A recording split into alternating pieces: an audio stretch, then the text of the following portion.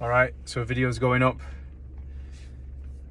I've been asked to record this message using, now it's going to get a little crazy here, but I'll share an analogy. But think of a radio when you can tune it to receive different frequencies from different radio stations, and whichever you're tuned into, that's the music or the station you'll receive. Similarly, the human body, mind, spirit has the ability to tune into different frequencies and thereby receive different messages from, let's say, far off places, if you like, just like a radio would receive a signal from a far off radio station. So I'm jumping on here.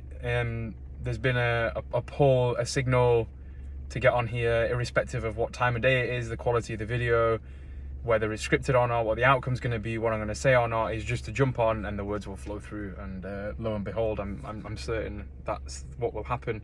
There's no intended outcome for this video except to get this message out there, a bit like an SOS call. And I think this is quite key given the times we're living through. But the reason this is going to get crazy, and why I say that earlier on about the radio thing, is because as spiritual beings, whether you believe it or not, there is an unseen dimension to existence, and even our science proves it. We have the electromagnetic spectrum, and the human eye can only perceive a fraction of that. Even your mobile phone receives unseen information and then translates it into seen information.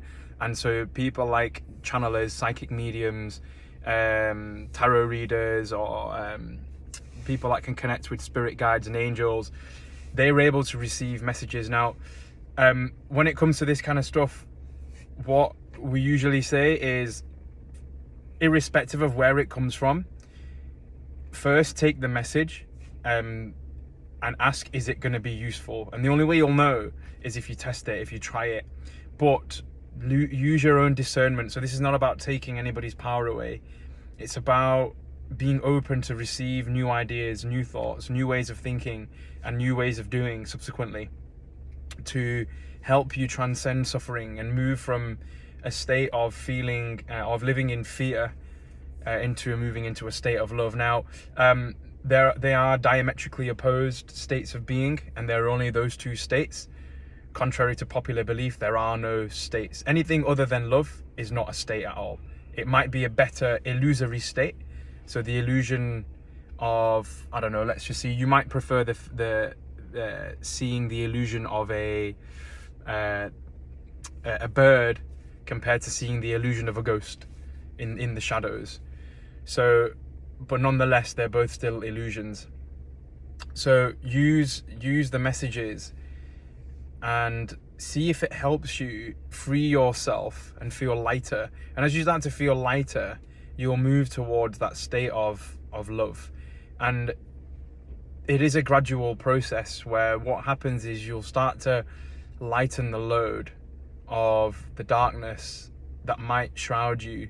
A bit like when the sun rises, the darkness is dispelled immediately, but as the sun reaches its peak, there is no darkness in sight, and that's the state of love, if you like. But initially there will be that rising sun, if you like, to dispel any darkness or fearful thoughts or negative emotions, pain, disease in the body, negative thoughts, mental health issues, physical health issues. So I'll be bringing messages through from the Holy Spirit and my connection with the Holy Spirit. And it's not a unique connection, it's a connection we all have. Like our mobile phones each have a unique connection to the internet, but each of those phones makes up, or is part of the internet. Some of us have just got airplane mode on, so we've lost with that connection temporarily, but we still have the feature to connect back up. And this is our true state, where we're receiving information from what you might call a higher source. So the body is like the body mind is like a smartphone or a laptop connected to the internet, and the internet itself is what you might call God or the universe or creation, however you want to look at it. Again, these terms can bring up ideas in our heads of what all these things mean, but if we strip back the terms and get rid of any preconceived ideas. Is let's use this information and see, is it going to help me in my life? How does this help me in my life? So this, I guess, is like an introductory video as to what's about to come. But this is going to be these videos are going to be raw, authentic. There's no marketing, there's no video editing, none of that. There's no intended outcome, whether 0 people watch it or 1 million people watch it. It's not about how many people watch it. It's not about making money off the back of it. It's purely about me putting this message out there and not containing it, because it's meant to be out there, and who's meant to find it will find it. So if you're seeing this video, it's meant for you. If it resonates with you, it's for you. If it doesn't, honestly, just flick it off, because you'll find what you're meant to find. So nobody's going to fail on this journey. But we're all helping walk each other home, as a famous spiritual teacher, Ram Dass, would say. We're heading back to heaven. We're heading back home. And I guess the key thing I wanted to share in this message, or what's coming through, is why the spiritual path? Why put emphasis and energy into that area? Well, because if you think of the material dimension, you can only get so much from it. It's fleeting, temporary pleasures. I think of a holiday, or think of going on a night out, or having a nice meal. These are all great things, or buying a new car, or whatever it might be. These are all nice things, but they're temporary. They come from the action of something. But these things aren't needed for happiness. So when you're able to crack the ego, this hard shell that's around the light that we are, what happens is that light shines out into the world, and then we see it with our physical eyes, proving that we are light itself. So we see the outside world reflecting our true self rather than our egoic self. So to see light, you've got to let the light shine through, and that means cracking the ego. And what happens then is, because you recognize that you are love, that you are happiness, all the things that you thought you found happiness in was actually a reflection of what was already within you. So the feeling you get on holiday actually comes from you. So you don't actually need to go on holiday to get that feeling. The feeling of love for a person actually comes from you. You can endow a teddy bear with that same love that you would endow with, say, a living person, because it's all the power of your imagination. So what is imagination and what is reality? So to see reality, the false thoughts have to come out of the way. Now, these ideas, well, you might be thinking, well, how does this help me practically? You don't need to do anything. Just by hearing this message, what will happen is your mind, the part of your mind in your subconscious which holds the truth, the light of truth, is going to get activated.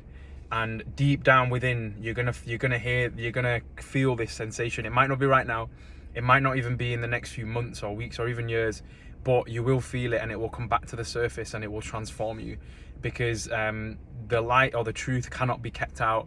Lies, deception, pain, suffering, violence, ego, fear, all these things are illusory things which have no effect on reality, like a shadow can't affect the actual object.